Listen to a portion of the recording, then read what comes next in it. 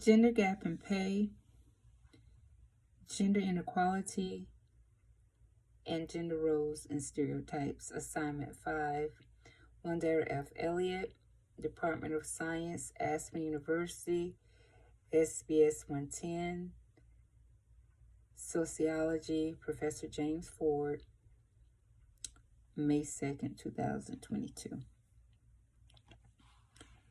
Okay, in section 1, I want to address the gender gap in pay. There are several reasons why the gender gap exists, not only in the United States, but in all industrialized nations. One of the most important reasons stem back with our ancestors in the hunter-gatherer times of life. Brown and Payton, 2017, termed it as the child penalty. And this is when women are most likely the ones who will put family first over their careers. And if it requires taking time off for a sick child or losing the job as a whole, women are willing to make that sacrifice. And of course, losing time off work is tarnishing to anyone's career, male or female. Another reason may be that women are not strong negotiators. And a final example would be women are just choosing lower paying careers. Like, for instance, women are going to choose to be grade school educators versus men will choose business or engineering. So we're not making that higher end pay choice for a career. So that's Hensley 2018. And in section 2, when we're talking about gender equality, to me, the word inequality speaks volume itself, but according to Wikipedia, it is the social phenomena where men and women are not treated equally.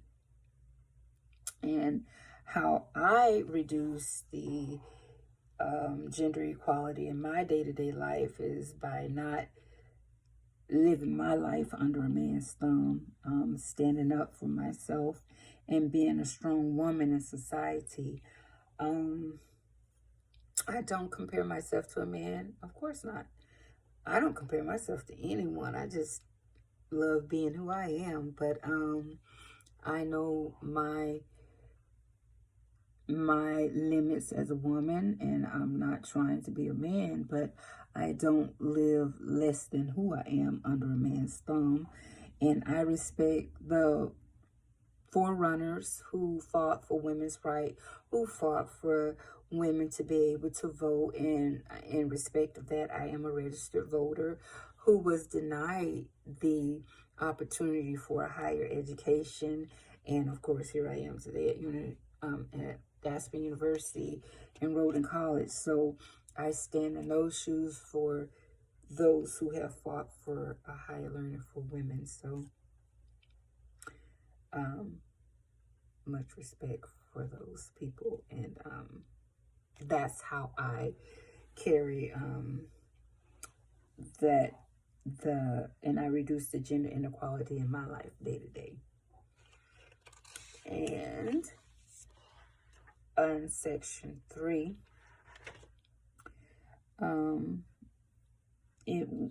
the question was, how might changes in gender roles and stereotypes affect our lives today? Well, the best way that I can answer that is some men are changing roles and being stay-at-home dads, while moms are being the breadwinner during these hard, unprecedented times. And in a lot of ways, it's positive because the guys get to see it's not a cakewalk taking care of children, and most of them don't even get the whole job done. Women, we go out, we work, we come home, we take care of the kids, we cook dinner, we clean the house, all before we lay down to go to sleep and start all over again. But these days, Dads would be good just to make sure the kids are safe and clean and in bed sleep by the time mom gets home from work. The house may be a wreck, but he did his due diligence with the kids. So um, the roles are reversed more these days, and um, the stereotype that housework, cooking, and cleaning during this time in life is mostly a thing of the past these days. And as for women, tomorrow and the future is looking bright, and there is hope. We have a vice president that is a female for the first time in the history of the United States of America. So kudos to girl powers. I mean, that's a big deal to me. And as Howler Jordan 2012 expressed, I think what we have to do is get to a point where we can discern the differences and celebrate and develop workplaces that actually leverage these types of differences for the social well-being of our society. So just like with this and any other inequality, we got to step out of our own way and, make life worth living for everybody, not just males, not just a certain race and ethnicity group, for everybody, because we're all in this together. And I have to say, I haven't suffered a lot of inequality. Life has been good for me as a U.S. citizen. I don't know. I guess I'm making all the right choices. I make pretty good money. I'm living life well, own a home.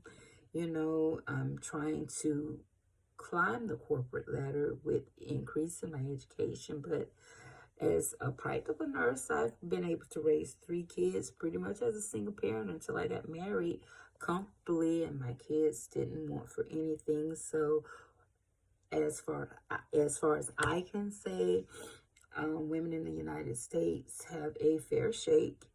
Life is definitely what you make it. It's not stepping on others to get ahead, though. It's not I'm better than you and this, that, and the other. No. What I will say that I have noticed because of my and it may sound funny, but because of my statute, I am 5'8", 230, and pretty strong. And whenever there's a heavy patient or where it's strenuous, I'm one of the first nurses they're going to call. And the male nurses, I know they're getting compensated, but sometimes I'm treated like I can handle it like a man, because I am a strong woman, and I can help lift the heavy patients, but I'm not getting compensated for it. So maybe I am experiencing some inequality because I'm doing the work that they're not calling on the smaller stature women, they're calling on me.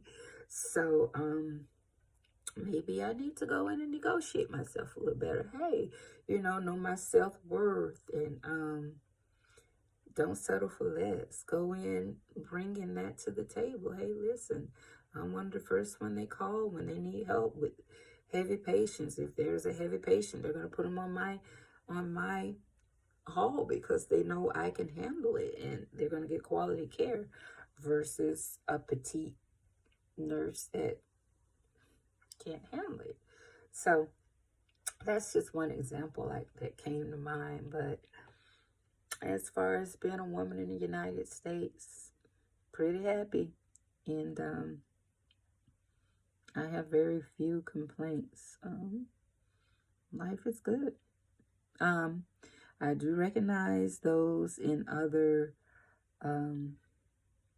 countries. For example, I was working with a Nigerian, and he was being very flirtatious, and he was married, and curiosity got the best of me, and I was like, why do you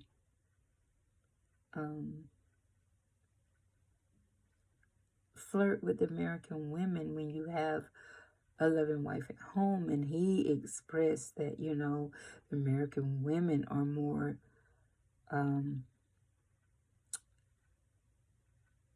he used the word like more emotional when they're making love, because we have all of our sensitivities and our we haven't been cut to where it takes away our pleasure versus the African woman. And I thought that was just like really bad. I don't know if I explained that to the best of my ability, because I was feeling kind of awkward doing it, but it was an example of how Henslin brought to in our text to our attention how the African women at a young age are getting their genital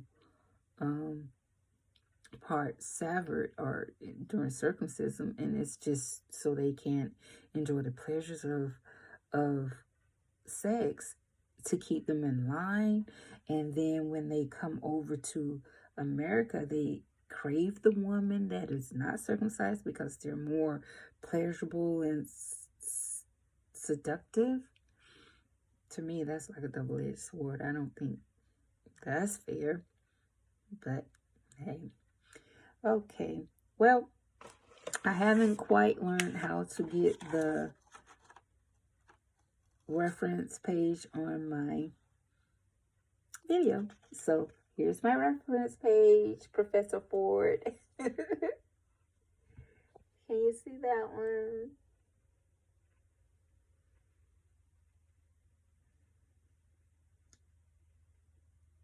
Okay, and I will most likely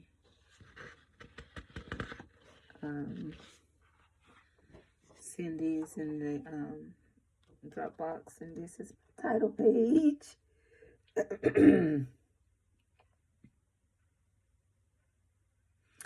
Okay, I am not very techy, but there you have it, my input on assignment 5. Bye.